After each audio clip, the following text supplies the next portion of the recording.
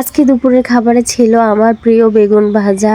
বেগুন ভাজা হলে তো আমার আর কিছুই লাগে না, তো বেগুন ভাজাই কিন্তু না, সাথে আরো অনেক কিছু আছে। এই তো মসুরের ডালের ভর্তা, অনেক অনেক অনেক দিন পর আজকে আমি মসুরের ডালের ভর্তা বানালাম। আজ কদিন যাবত খুব খেতে ইচ্ছে করছিল মসুরের ডালের ভর্তা, তাই ভাবলাম যে আজকেই বানিয়ে ফেলি।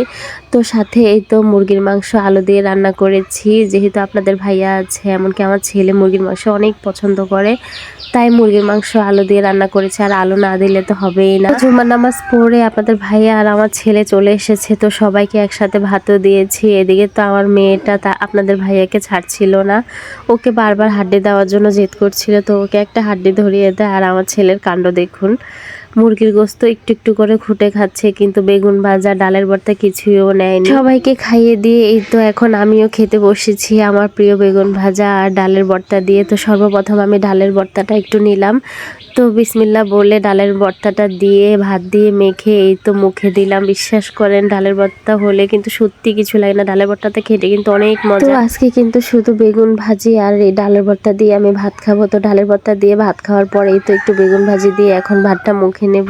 খেতে এত স্বাদ লাগছে বেগুন ভাজি আর ডালের ভর্তা দিয়ে, মনে হচ্ছে আজকে আমি 2 প্লেট ভাত খাবো। তবে মাছ মাংস থেকে কিন্তু এইসব ভর্তা গরমের দিনে খেতে ভাত খুব ভালো লাগে।